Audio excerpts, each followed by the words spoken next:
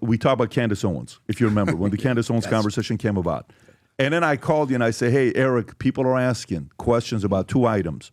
One, the comment you made about being on the board, and the other one was a comment made about that Candace hadn't spoken at Turning Point USA for 2 years. I think you said that. And then the audience sent a message, which was June of 2024, 18 months or 14 months prior to you speaking. I know you responded to it on your channel, but people want to see on you responding here as well. What do you have to say to the audience? So it remains. 2019, I was going from a show I was hosting in D.C. to a restaurant just outside the D.C. area. I get a phone call. It's Charlie Kirk. He said, Eric, I'd love to have you on the board of Turning Point USA. It just, it wasn't maybe a year or two of its real gusto at the time. I said, Charlie, I love your vision. I'd love to do that. I've spoken, and I was an advisory board member from 2019 to 2024 ballpark, early 24. And then I moved over to the honorary board. I'm still on their honorary board. So anyone who says like, oh, he's not on the board. No, I'm not on the actual day-to-day business of the board, but I'm an honorary board member after spending 5 years as an advisory board member. Clear that up, walk past that. As far as the comment on Candace, Pat, I think I said, I hadn't seen her, or she hadn't been a speaker at TPUSA for a couple of years.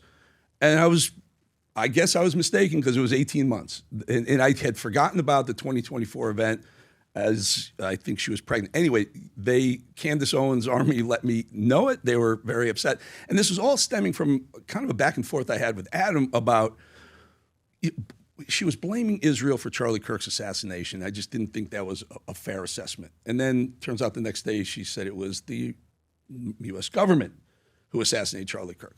I have no axe to grind with Candace Owens or her fan base. That's fine. I'm just living in the real world a little bit more reality based.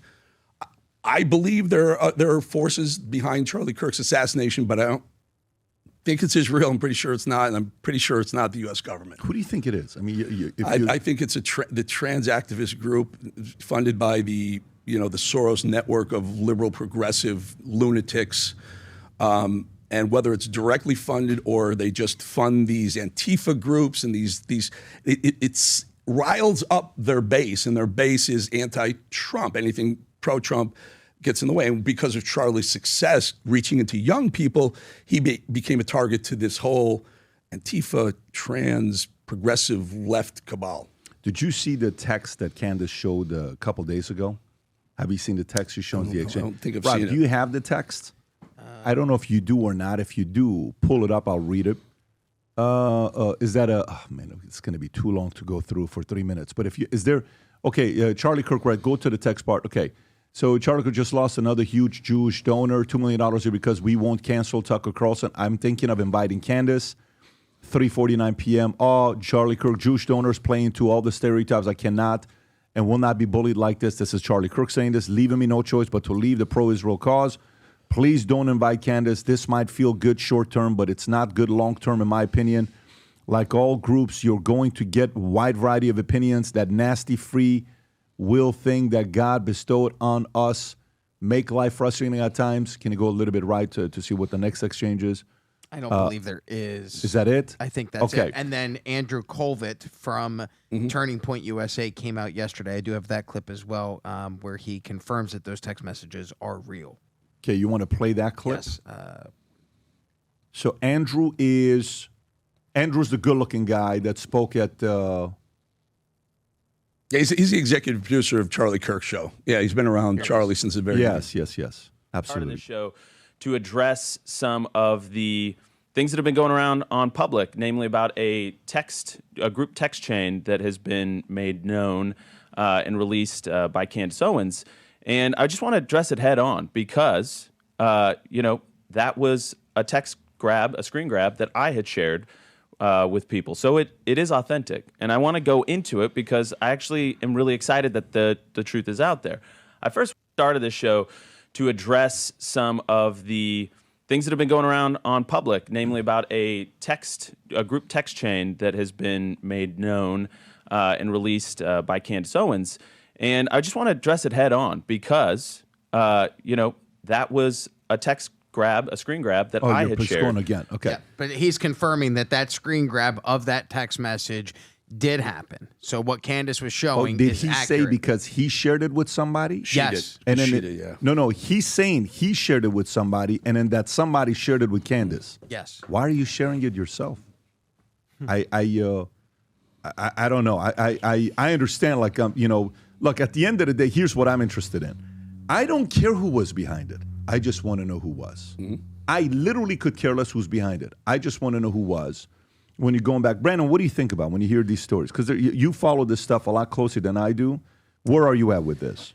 Yeah, I mean, I'm at a 99% certainty that there was some sort of organized force behind it. I mean, I think it'd be reckless to say that we know for sure who it was, but there's overwhelming evidence that there's foul play afoot, and there's evidence destruction, evidence hiding, evidence tampering, and when you can't answer simple questions, that just raises all kinds of red flags. And there's the lack of answering simple questions with direct answers as far as the eye could see. So, I mean, it's sad to think about. I mean, especially when we had Can you see the pressures happening from people that are giving money? Can you see that happening? Me? Yeah. Absolutely. I absolutely see that happening. I could see donors saying, "Hey, I gave to you, and I'm coming from this angle, and these are my preferences, the things that I support, and I'm giving you on that, and because I think you're in line with that." Donors put pressures on colleges. Donors put pressure on the new zoo that's being built. Donor pressure, especially mega donor pressure on recipients, is very, very real. And I'm with Brandon. There's a lot of things I just don't like about this, and there's an Oswald type feeling of this when the governor of Utah goes in, "We got him."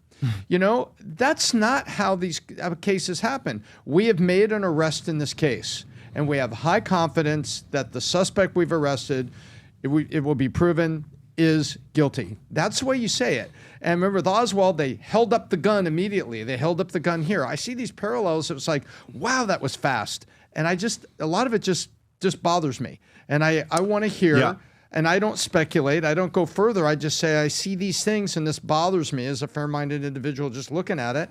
And I just want to know who. Like you, I just want to know. Yeah, I will tell you firsthand. I was at an event of Turning Point USA, Mar-a-Lago. You may have gone with me. You may have not. I don't remember. Maybe we spoke about it outside, Tom. He raised $41 million that night, okay? It was an incredible night. But let me tell you when this was. This is when Biden had won, and the Republican Party, a group of it that voted for Trump, had stepped away from him and become more pro-DeSantis. This is probably 22-ish. At the end of whenever he does the last thing of the year where he's raising the most money, December, maybe it's like some kind of, I'm sure you would know which one this is, December, right? that's their big event. Yeah. Okay, so that's the big Student event. Action Summit. Yeah. So I'm just an outsider. I'm not an insider with Turning Point USA. I have a relationship with Charlie Kirk. Him and I have spent a lot of time together. And one of our last conversations, if you remember, Tom, when we had at the dinner, the lunch we had at the mansions at MGM, where he wanted to have a meeting with me, you, and him long term, what he said about our relationship with Valuetainment, him with us long term. Maybe one day we'll talk about that. But when I'm at that charity event, I'm sizing everybody up, and I'm just kind of seeing who's giving the money. Where people, I'd like to pledge $100,000. I'd like to pledge $500,000, and they kept the big one for the end. And we'd like to pledge, family money offices. Everybody's there, $2 million, $4 million. Total was $41 million.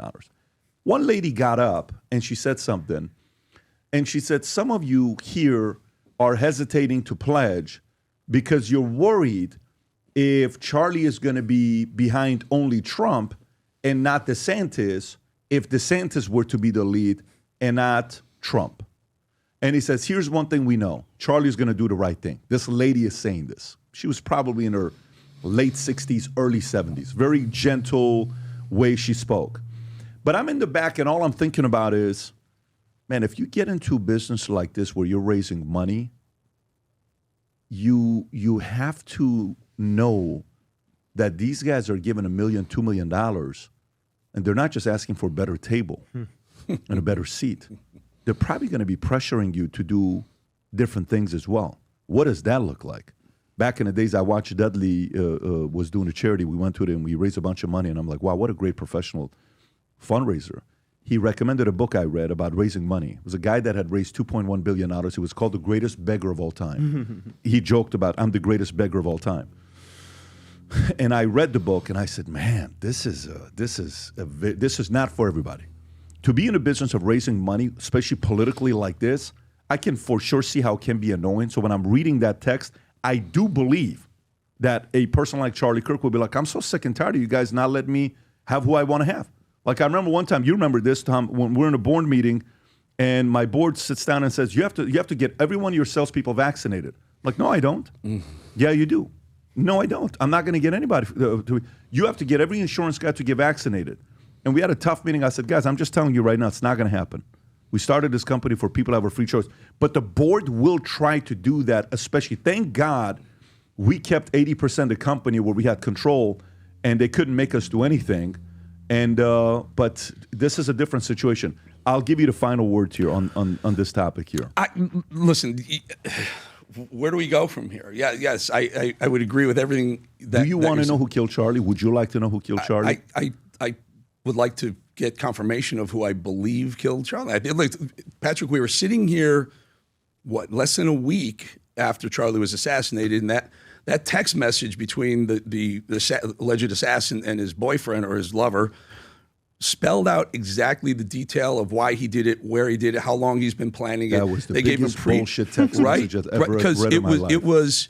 It just laid it out to slam the door on this guy for a murder conviction, firing squad, so that the bigger, brains and money behind the operation would never be discovered. I believe that to the bottom of my heart. And I'm not generally a conspiracy guy. The old guy that goes down and says, I shot him immediately. Like, who has the wherewithal to do that? And then the clown up front jumping around, making himself, there was just too many things that fell into place for it to be the only guy that doesn't jump under a table when gunshots happen. It's an old man.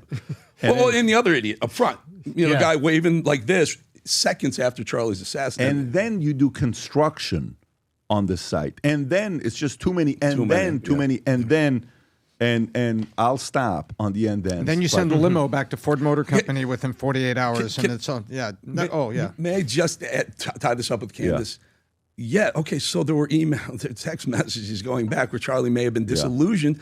That doesn't make the case for Israel assassinating Charlie Kirk. Is that what she said? Because I'm guessing that was the lead. Is that what's being insinuated? To be fair to Kansas, I don't think she ever said, I blame Israel. I don't think at all. I think she had concerns about Bibi. She did. In fact, Bill Ackman said she's way off. She accused Bill Ackman of going to a party in the Hamptons. No, those are two different things, Tom. So if I may, the one area where I had a challenge with is the what do you call it? The Bill Ackman thing exchange, where Bill Ackman's like, I really don't want to respond to this, but let me go with one of my long, Bible quality type of a respond that he writes 50,000 words, and he responds to it, right? And then he shared a text message of afterwards. They talk about getting the ladies to go out to dinner together, and Charlie validated. Yeah, look, it seemed like a very cordial.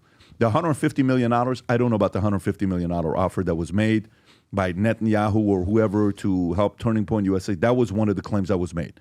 My problem is if it's 0-2, here's who did it. And you can have text, you can have other things. Great. That's fantastic. Let's read it and let's speculate. But to go 0-2, I think this is who was behind it. I think it's too early to do so. Let's put all the people, all the, what do you call it? Like the movie, what's it, Usual Suspects with Kaiser Sose. You got all the guys in, like, who do you think it is? I think it's this guy. I think it's that guy. I think it's this guy. And sometimes it is Kaiser Sose. But sometimes it takes till the end of the movie to find out it was Kaiser Sose. And he tells a whole joke and he walks away and the limp is gone and then boom, Kevin Spacey walks away and everything changed. So we don't know. All I'm saying, and by the way, I appreciate you for being straight up about it and addressing this.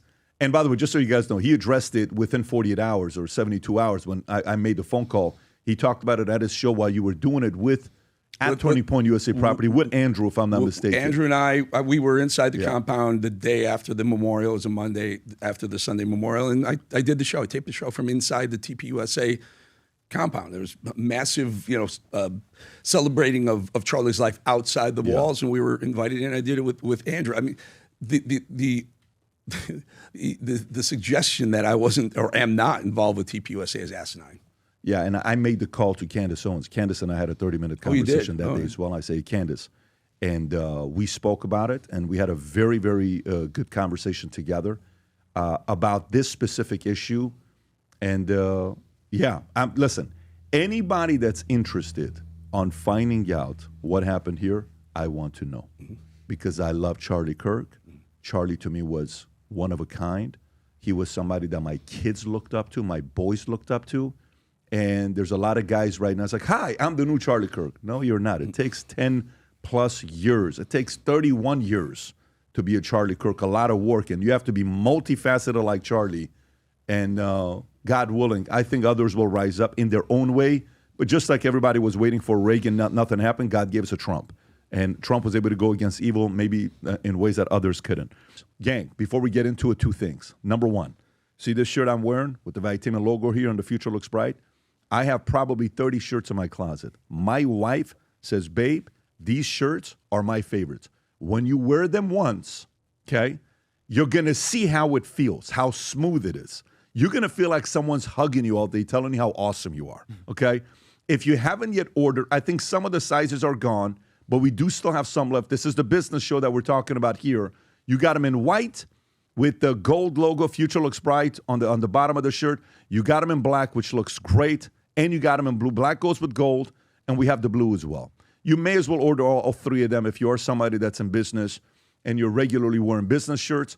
And then we got some of that blue jacket that's left and that whole business series that's going to be there. Now, you can go to vtmerch.com to place your order. Number two, if you're with us right now and you're an entrepreneur, small business owner, we have a circle on Manak dedicated to just business owners. Okay, it's going to be called the PBD. It's called the PBD Entrepreneur Circle. There's a ton of networking going on there. If you haven't yet joined the circle, download the app, go to PBD Entrepreneur Circle, get in there. We're talking ideas, notes, PDFs, different things that I do. I post all the stuff in here, and you can join for free to see what we're talking about. And if you want to be able to network and message each other, it's $5 a month for you guys to be able to talk to each other in that circle. If you enjoyed this video, you want to watch more videos like this, click here. And if you want to watch the entire podcast, click here.